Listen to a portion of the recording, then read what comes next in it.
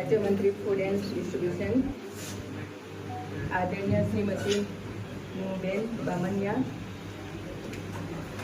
प्रदेशना બંને પ્રદેશના પ્રભારી દુષ્યંતભાઈ પટેલ, બંને પ્રદેશના પ્રમુખ દિપેશભાઈ ટંડેલ, આપણા પ્રદેશના એક્સ એમપી નટુભાઈ પટેલ, ખૂબ ખૂબ હું સ્વાગત કરું છું. ખાસ કરીને સ્પેશિયલી બેનને આપણા પ્રદેશમાં દિલથી ખૂબ ખૂબ સ્વાગત.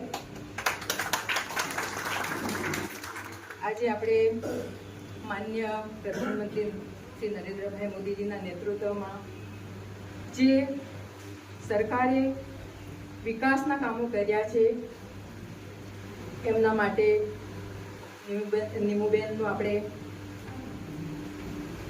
સ્પીચ સાંભળશું. એમનું માર્ગદર્શન હશે એ પણ આપણે લેશું. અને ઘણી ખુશી છે કે આ સરકારમાં હું પણ એક મેમ્બર છું. પ્રાઉડ પણ થાય ને ખુશી પણ ઘણી બધી થાય. દેશની સાથે સાથે પ્રદેશમાં પણ ઘણો બધો વિકાસ થયો છે અને આવતા 4 વર્ષમાં જે બાકી છે એ બધો જ સમસ્યાનું સમાધાન થશે. એ જ પ્રાર્થના સાથે કે એ જ રીતના આપણા માન્ય પ્રધાનમંત્રી ખૂબ કામ સારી રીતના કરતા રહે. પ્રદેશનું નામ વૈશ્વિકમાં તો આપણું છે જ, 4થા નંબર પર આપણું ભારત ઝંડો લહેરાવતો જ છે. આગળના દિવસમાં ખૂબ ખૂબ પ્રગતિના પથ પર આગળ વધે, વિકસિત ભારતનું સપનું જે પણ છે સક્સેસ થાય એવી પ્રાર્થના સાથે એકવાર ફિર પાછું તમને દિલથી નીમુબેનનું આભાર પ્રાર્થના સાથે આભાર વ્યક્ત કરું છું. બધાને ખૂબ ખૂબ આભાર. Thank you. आप लंबे समय से बैठे हुए और बैठक हमें लेट शुरू कर रहे हैं. संकल्प से सिद्धि इस विषय को आपके सामने रखने के लिए हमारे बीच यहाँ उपस्थित आदरणीय मंत्री श्रीमती नीमूबेन बामणिया जी, हमारे प्रदेश के प्रभारी दुष्यंतभाई पटेल जी, इस विस्तार की लोकप्रिय सांसद श्रीमती कलाबेन बेलकर जी और हमारे नेता एवं पूर्व सांसद श्री नटूभाई पटेल जी और आप सभी प्रबुद्ध एवं इंटेलेक्चुअल पीपल, आप सभी का मैं बहुत बहुत स्वागत करता हूँ. नॉर्मली जो मीट रहती है लोग ऐसा समझते हैं कि हम भाजपा प्रधानमंत्री नरेंद्र भाई मोदी में अपनी बात रखने के लिए आपके सामने आए, but it is not like that. I am also one of the industry. I'm also having the biggest laboratory in this territory, so I aware about all your queries, problems, and expectations. ये जो बैठक आज करने जा रहे हैं 11 वर्ष के सेवा सुशासन और गरीब कल्याण, ये बात इसीलिए रख रहे हैं क्योंकि बात रखने से पहले जो प्रधानमंत्री जी का पोर्टल है, जो प्रधानमंत्री जी के सेंस इनपुट और फीडबैक लेने की जो सिस्टम्स है, लगातार प्रधानमंत्री जी जो इंटेलेक्चुअल पीपल्स रहते हैं, अगर कोई पॉलिसी बेस्ड डिसीजन लेना है, इकोनॉमिकल पॉलिसी बेस्ड, अभी बहुत बार टीवी में हम देखते आ रहे हैं कि भारत चौथी अर्थव्यवस्था की ओर अपना कदम बढ़ा चुका है. 5 ट्रिलियन की हमने एक्सपेक्टेशन की थी, 4.18 ट्रिलियन तक जापान को पीछे निकल कर हम आगे जर्मनी को आगे बढ़ रहे हैं. लेकिन ये संभव आप जैसे लोगों के साथ इंटरेक्ट करते हुए ही हो रहा है. अगर इकोनॉमिक्स में कहीं आगे बढ़ना है तो बहुत सारे ऐसे फॉरम्स है, कुछ पूना के, कुछ हैदराबाद के, कुछ बेंगलोर के, कुछ नोएडा के, ऐसे फॉरम के साथ डिस्कशन करते हुए उनसे इनपुट लेते हुए कि क्या परिस्थिति है देश की, इकोनॉमिक ग्रोथ कहाँ जा रहा है, आरबीआई किस तरह आगे बढ़ेगा, इंडस्ट्रीज की क्या परिस्थिति है, किस तरह एम्प्लॉयमेंट जनरेट कर पाएंगे, उसी तरह एम्प्लॉयमेंट ग्रोथ बढ़ाना है तो इंडस्ट्रीज के साथ फीडबैक लेते हैं. हाल ही में वर्ल्ड बैंक ने कल ही एक नया डिक्लेरेशन दिया है कि हमारा जो पॉवर्टी इंडेक्स है that is down to 5.3 from 27.1. When Congress ruled India at that time, the poverty rate is 27.1%. Right now, under the leadership of Prime Minister, it is down to the 5.3%. It is declared by the World Bank. So that is the greatest output. तो कहीं ना कहीं हम आज बात करने जा रहे हैं सेवा, सुशासन और गरीब कल्याण।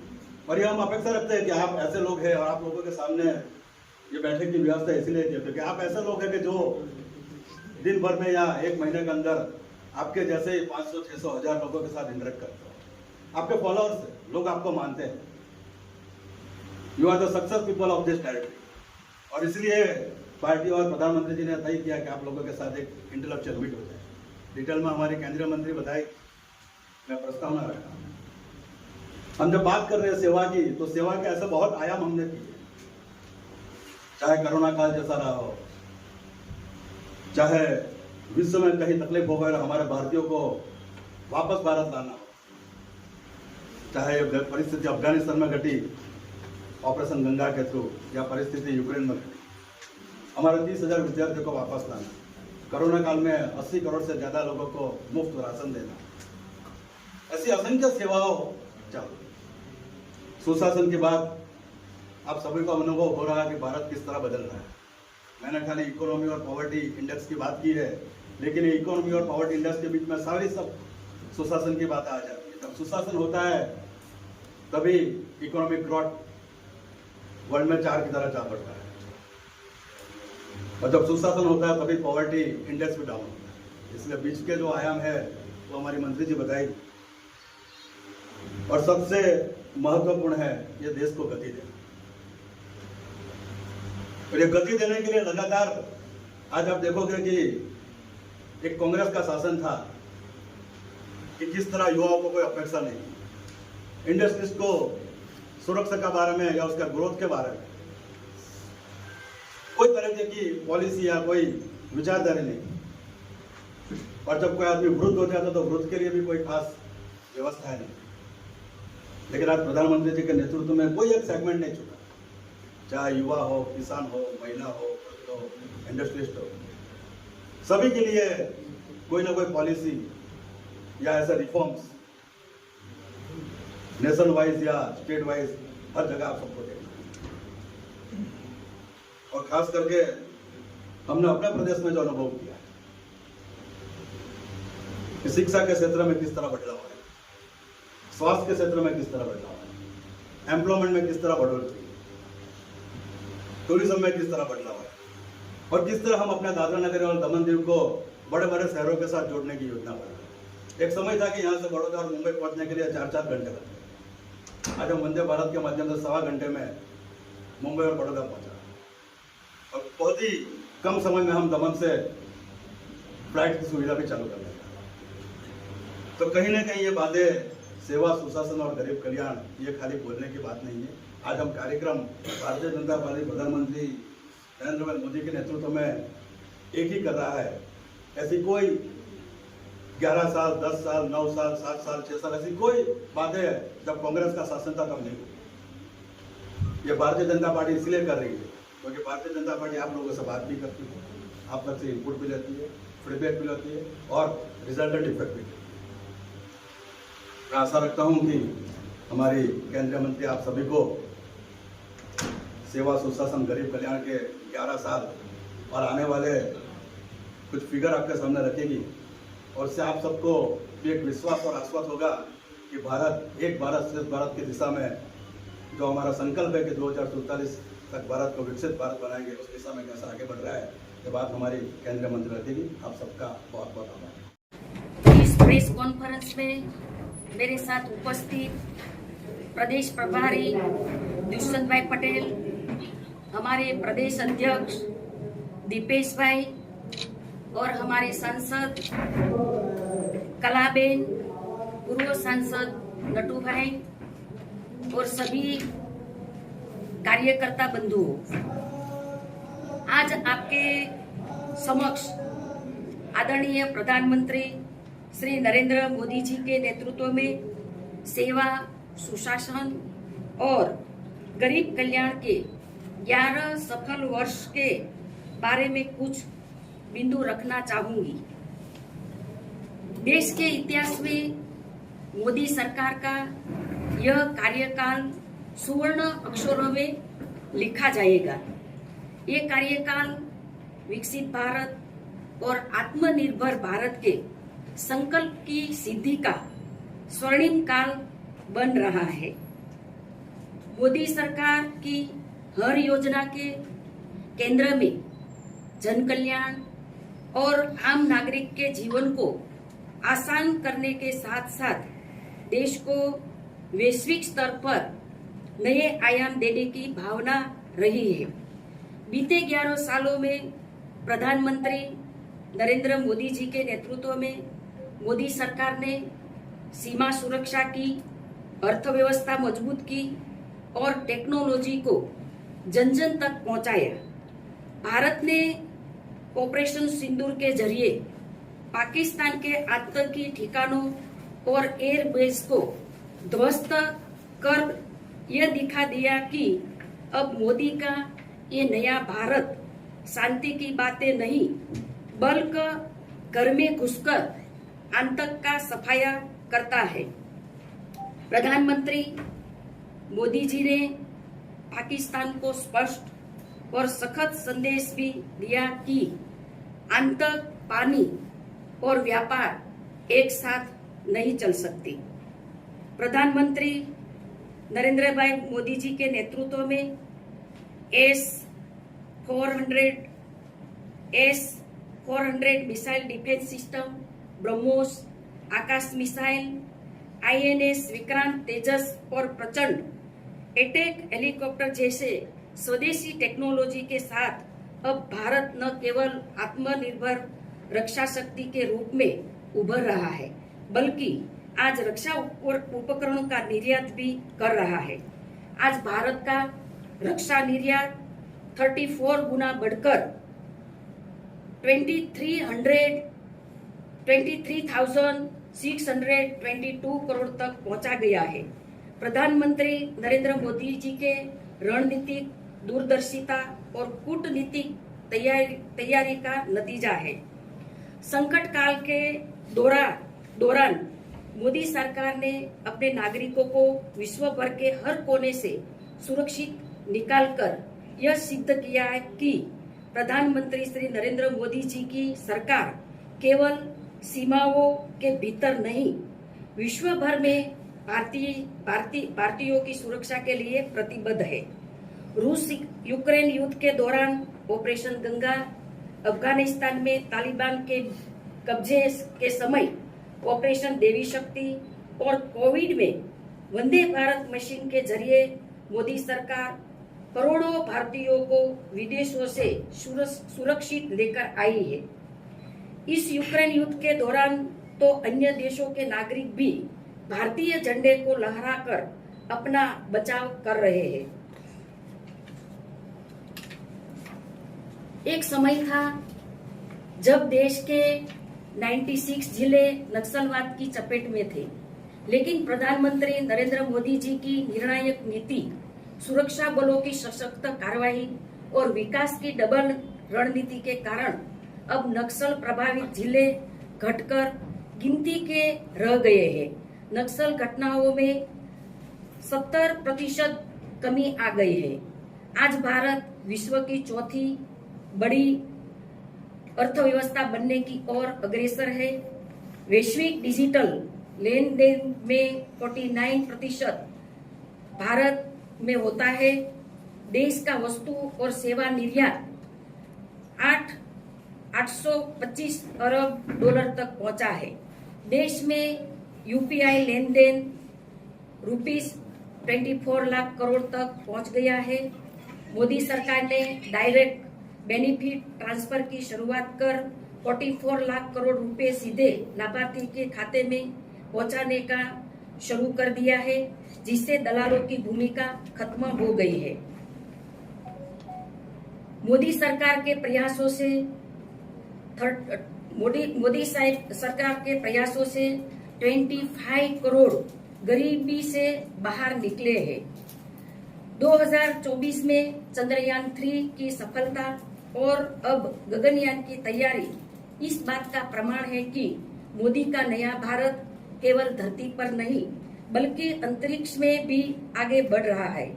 और यह मोदी सरकार में भारत के उत्कृष्ट वैज्ञानिकों को दिए गए महत्व उनके हुनर को दिए गए अवसर और उनकी प्रतिभा को दी गई पहचान से ही मुमकिन हुआ है।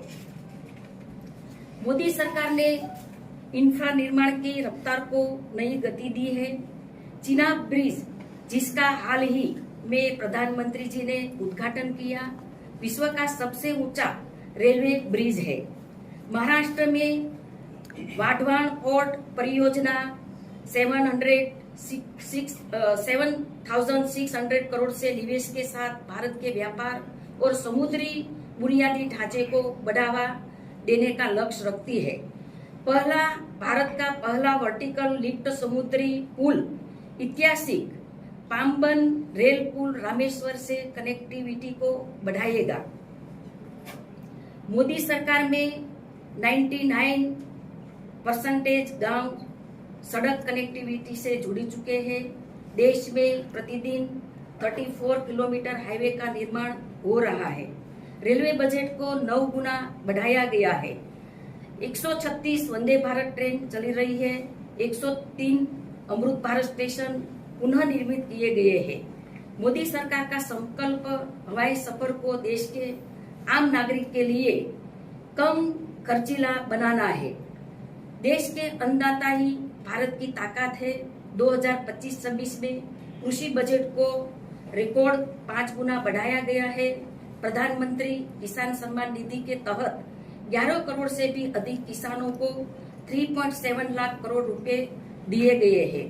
प्रधानमंत्री फसल बीमा योजना में अब तक रुपया 75 लाख करोड़ से अधिक का भुगतान किया जा चुका है। प्रधानमंत्री गरीब कल्याण अन्न योजना ने 80 करोड़ से भी ज्यादा लोगों को मुफ्त अनाज दिया है। 4 करोड़ से अधिक पक्के घर बने हैं। जल जीवन मिशन के तहत 15 करोड़ से भी अधिक घरों में नल से जल पहुंचा है।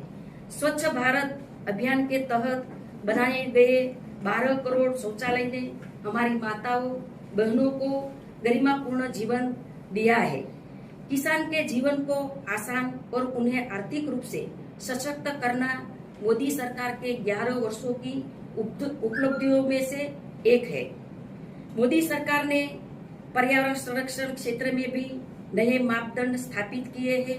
प्रधानमंत्री मोदी साहब ने सिर्फ ऊर्जा पर नहीं बल्कि बाघों और पौधारोपण पर भी इतना ही ध्यान दिया है। एक पेड़ माँ के नाम को पहल के तहत पूरे देश में 142 करोड़ से भी अधिक पौधारोपण किया गया है। ये पहल आज एक जन आंदोलन बन चुकी है। प्रधानमंत्री मोदी जी ने विकास भी और विरासत भी के सूत्र का पालन किया है। 370 जम्मू कश्मीर में हटाया है। नारी शक्ति अधिनियम से लोकसभा और विधानसभा में महिलाओं को 33% आरक्षण मिला है। 3 तलाक खत्म किया गया है। मातृत्व अवकाश 26 सप्ताह किया गया है। 10 करोड़ से भी अधिक महिलाएं स्वयं सहायता समूह से जुड़ी है और 3 करोड़ लखपति दीदी बनने का लक्ष्य तय किया है। प्रधानमंत्री मातृवंदन योजना के तहत 3.98 करोड़ गर्भवती और स्तनपान करने वाली माताओं के लिए 118,593 करोड़ रुपए वितरित किए गए हैं। महिलाओं को सेना में स्थायी कमीशन मिला। सैनिक स्कूलों और एनडीए में प्रवेश शुरू हुआ है। एलओसी पर पहली बार बंदूकधारी महिला तैनात हुई। भारत में सबसे ज्यादा महिला पायलट है। अमृतकाल की असली ताकत देश की युवा शक्ति है। सरकार की नई शिक्षा नीति 2020 शिक्षा क्षेत्र में बड़ा बदलाव ला रही है। आज एम्स की संख्या बढ़कर 23 हो गई है। 8 नए IIM, 7 नए IIT और 490 नई यूनिवर्सिटी स्थापित की गई है। सरकार की स्टार्टअप इंडिया योजना ने भारत को दुनिया का तीसरा सबसे बड़ा स्टार्टअप इकोसिस्टम बनाया है और 1.6 लाख से ज्यादा स्टार्टअप से 17.6 लाख से अधिक नौकरियां दी गई है। आज टियर 2 और टियर 3 शहरों में 51% स्टार्टअप है। प्रधानमंत्री आयुष्मान भारत योजना के तहत 40 करोड़ स्वास्थ्य बीमा कार्ड जारी किए गए, जिनमें से 9 करोड़ से अधिक अस्पताल में 1.3 लाख करोड़ रुपए से ज्यादा मुफ्त इलाज दिए गए हैं। सभी के लिए स्वास्थ्य सुविधा के लिए 70,750 से अधिक ग्रामीण स्वास्थ्य एवं कल्याण केंद्र और सभी राज्यों में 11,000 से अधिक शहरी स्वास्थ्य और वेलनेस केंद्र स्थापित किए गए हैं। पूर्वोत्तर आज मोदी सरकार में समावेशी विकास का अहम हिस्सा बन चुका है। मोदी सरकार ने पूर्वोत्तर राज्य में अधिक परियोजनाओं को मंजूरी दी है। मोदी सरकार लुक ईस्ट को अब लीड ईस्ट में बदल रही है और पिछले 11 वर्षों में 10 ग्रीनफील्ड एयरपोर्ट का निर्माण किया गया है।